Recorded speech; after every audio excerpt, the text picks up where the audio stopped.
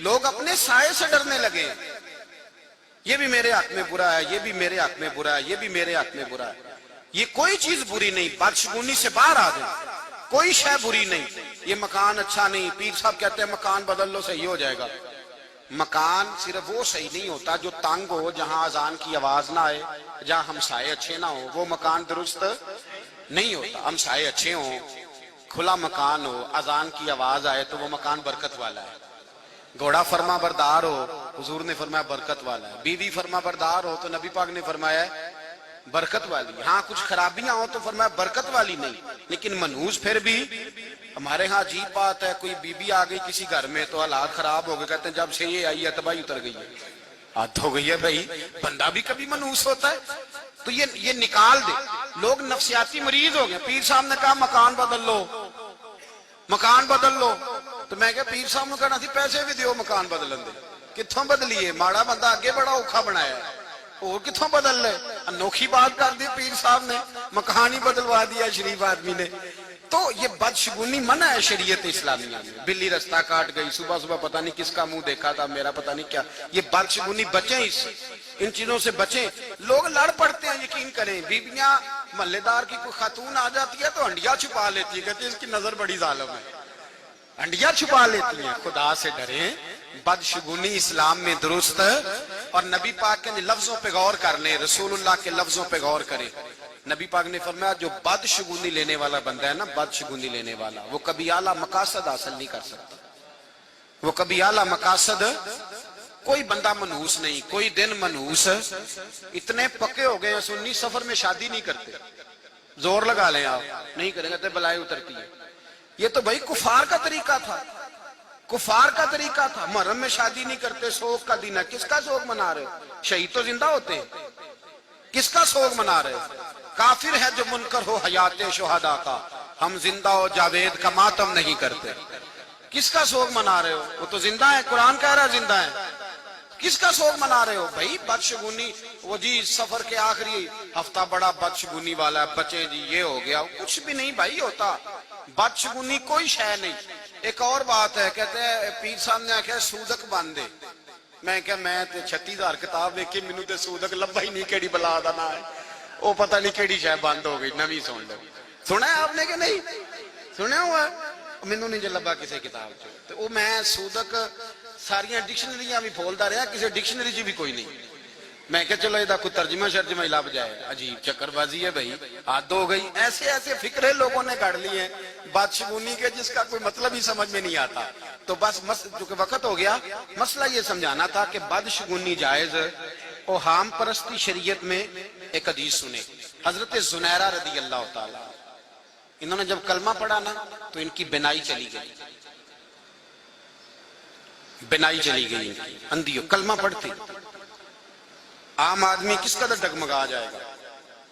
حضرت زنیرہ یہ پہلی شہیدہ ہیں اسلام کی، ایک روایت کے مطابق، ان کی بینائی چلی گئی۔ تو یہودی عورتیں کہنے لگی دیکھا نا ہمارے بتوں کو برا کہا تو بینائی چلی گئی ہے۔ نبی پاک صلی اللہ علیہ وسلم کے پاس بھی پیغام آیا کہ بیبیاں اس طرح کہہ رہی ہیں۔ حضور نے فرمایا یہ بتاؤ وہ کیا کہہ رہی ہے، اور تو وہ کیا کہہ رہی ہے؟ تو کہتے ہیں یا رسول اللہ وہ کہتی ہے نا بھائی میرا رب بھی سچا ہے، میرا رسول بھی سچا ہے، بی بی ہو کے ایمان اتنا پختہ ہے، میرا خدا بھی سچا، میرے نہیں اس وجہ سے نہیں گئی۔ حضور نے فرمایا یہ کہتی ہے اے اللہ اس کی بنائی دے دے۔ کہتے ہیں حضور نے دعا دی، اللہ نے دوبارہ آنکھیں عطا فرما۔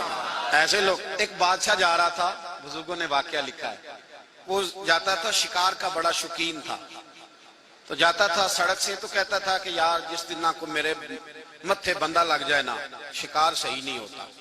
اس نے پابندی لگا دی کہ جس رستے میں نے شکار پہ جانا ہے نا اس رستے سامنے سے بندہ کوئی نہ آئے، متھے لگ جاتا ہے تو شکار کوئی نہیں ہوتا۔ اب وہ فوجی اعلان کر رستہ چھوڑ دو، رستہ چھوڑ دو، ایک دن پہلے اعلان ہو جاتا کہ اتنے بجے بادشاہ گزرے گا۔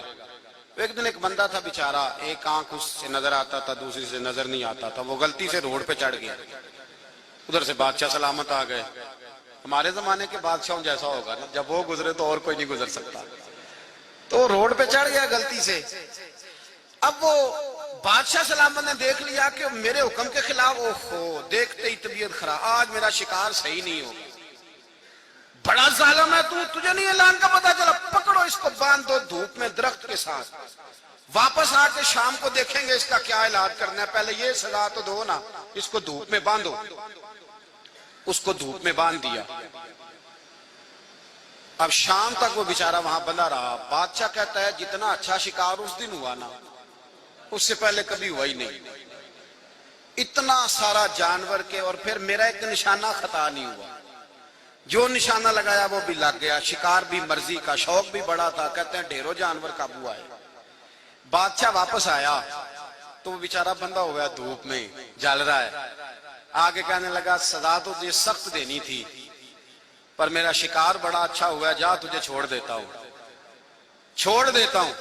بادشاہ نے جب کھولا تو بندہ بڑا دلیر تھا، کہنے لگا بادشاہ مجھے باندھا کیوں تھا؟ کہنے لگا جب کوئی میرے متھے لگ جائے نا تیری طرح کا بندہ تو وہ دن میرا صحیح نہیں گزرتا۔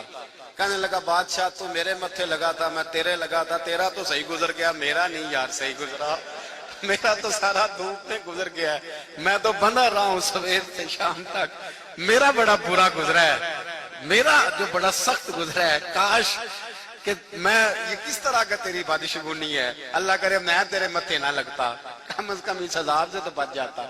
تو بادشگونی لینا اسلام میں درست، نیک شگون لے۔ اور عقیدہ کس طرح کا؟ حضرت عمر فاروق رضی اللہ تعالیٰ عنہ کے زمانہ مبارکہ میں جب مصر فتح ہوا تو حضرت عمر بن عاص گورنر تھے مصر کے، انہوں نے خط لکھا، کہ جناب یہاں دریائے نیل خشک ہو جاتا ہے، ہر سال ایک کواری لڑکی ذبح کر کے اس میں ڈالتے ہیں، پھر دریا چلتا ہے، اور میرے آنے پہ بھی خشک ہو گیا، لوگوں نے کہا ہے کہ کواری لڑکی قتل کر کے اس میں ڈالیں گے تو دریا چلے گا۔ حضرت عمر بن عاص کہنے لگے اسلام قتل کی اجازت نہیں دیتا۔ آپ نے جناب عمر کو خط لکھا، کہا حضور یہاں رواج ہے، لڑکی مرے گی دریا میں ڈلے گی تو چلے گا۔ حضرت عمر نے فرمایا اسلام کو ہام پرستی کا قائل ہے، ان چکروں میں اسلام نہیں پڑتا۔ آپ نے ایک خط حضرت عمر بن عاص کے نام لکھا اور دوسرا خط حضرت عمر نے دریا کے نام لکھا۔ آپ نے فرمایا جب میرا خط پہنچے تو سارے مصر کے لوگوں کو اکٹھا کر کے لے جانا، نہ ماننے والوں کو بھی لے لینا ساتھ، اور دریا کنارے کھڑے ہو جانا۔ اور دوسرا خط دریا کے نام لکھا، فرمایا دریائے نیل اگر تو چلتا تھا رب کے حکم سے تو عمر تجھے حکم دیتا ہے چلنا شروع کر دے، خط لکھا، اور اگر تو اللہ کے حکم سے نہیں چلتا تھا تو پھر ہمیں تیرے پانی کی ضرورت، کوئی ضرورت نہیں تیرے پانی کی۔ صحابہ کہتے ہیں جناب عمر بن عاص ڈھیروں لوگوں کو لے کے گئے، جب وہ خط جناب عمر کا انہوں نے ڈالا نا پانی میں تو دریا پہلے سے بھی زیادہ تیز چلنا شروع ہو گیا۔ اسلام کسی بھی توہمات کا، کسی قسم کی توہمات کا قائل چھوڑ دیں، یہ بات کہیں۔ بعض لوگ ایسے ہیں جنہیں پکے تویز پڑ گئے، نکلتے ہی نہیں، جدھر سے بھی کالی ہوا چلتی ہے انہی کے گھر میں تویز گرتے ہیں سیدھے آتے، جدھر سے بھی کوئی مسئلہ ہوتا ہے انہی کے گھر تویز آتے ہیں سیدھے۔ اپنے آپ کو مضبوط کریں، ہم خدا کے ماننے والے ہیں، رسول اللہ کے ماننے والے ہیں، عقیدہ اور ایمان رکھنا، ایسے ہر آدمی کو شک کی نگاہ سے دیکھنا۔ اور پھر لوگ کہتے ہیں میں فلاں تویز والے کے پاس گیا تھا، وہ کہتا تھا تجھے کسی نے کچھ کیا ہوا ہے، تو میں نے کہا بھئی اگر آپ مریض نہیں ہوں گے تو پھر ڈاکٹر دوائی کس بات کی دے گا، اور ڈاکٹر دوائی نہیں دے گا تو آپ پیسے نہیں دیں گے، تو وہ جس کے پاس گئے ہیں اس نے آپ کو کچھ بتانا ہے تو آپ نے اس بیچارے کو کچھ دینا ہے نا، تو اس کا تو دھندا ہے، اگر آپ یہ کام نہیں کریں گے تو وہ فیل ہو جائے گا۔ لہذا بچیں تو ہم مات سے، اعتدال میں رکھیں نظریات کو، اعتدال میں۔ ایک بات سنیں، اورنگزیب عالمگیر گئے خواجہ معین الدین اجمیری کے مزار پہ، کون بہت بڑا بادشاہ تھا، مزارات پہ جاتے ایک اندھے کو کھڑا دیکھا، اندھا کھڑا ہے باہر، بادشاہ آتے تھے تو اور زیادہ کٹھے ہو جاتے تھے، نظر نیاز زیادہ ملے گی، اندھا باہر کھڑا ہے۔ تو اورنگزیب عالمگیر اس کے قریب سے گزرنے لگے تو کہنے لگا 30 سال ہو گئے، 30 سال غریب النواز کی چوکھٹ پہ کھڑا ہوں، خیرات نہیں ملی، آنکھیں لینے آتا ہوں، خیرات نہیں ملی، کچھ دیجئے مجھے، 30 سال سے رو رہا، جاگ رہے ہیں آپ لوگ، 30 سال ہو گئے۔ اورنگزیب عالمگیر کہنے لگا کتنا عرصہ ہو گیا؟ کہنے لگا جی 30 سال۔ آپ فرمانے لگے خواجہ معین الدین تو تجھ سے ناراض ہیں، میں تو جتنی دفعہ بھی آیا ہوں جھولی بھر کے عطا فرمایا انہوں نے، تجھے 30 سال ہو گئے دیا ہی نہیں، تیرے ساتھ ناراض ہیں۔ دو سپاہیوں کہنے لگے اس کے سرانے کھڑے ہو جاؤ، اگر میرے واپس آنے تک صحیح ہو گیا تو ٹھیک ہے ورنہ اس کی گردن اڑا دیں گے۔ خواجہ صاحب ناراض ہیں، 30 سال ہو گئے اس کو آنکھیں نہیں ملی، ان کے وسیلے سے ملی نہیں، اس کو مار دیں گے آپ، وہ ناراض ہیں۔ औरंगजेब अंदर गए दुआ मांगने, वापस आए तो अंधा सही हो गया था।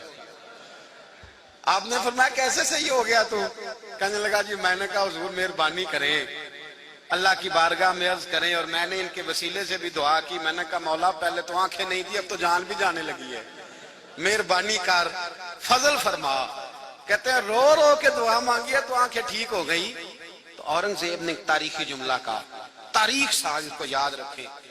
कहने लगे तुमने यहां आके ना ढोंग रचा लिया था, ढोंग, तू आंखें लेने नहीं आता था, वरना जिस गरीब नवाज ने जिंदगी खुदा रसूल के नाम कर दी हो, उसके वसीले से कोई मांगे तो रब अता ना करे।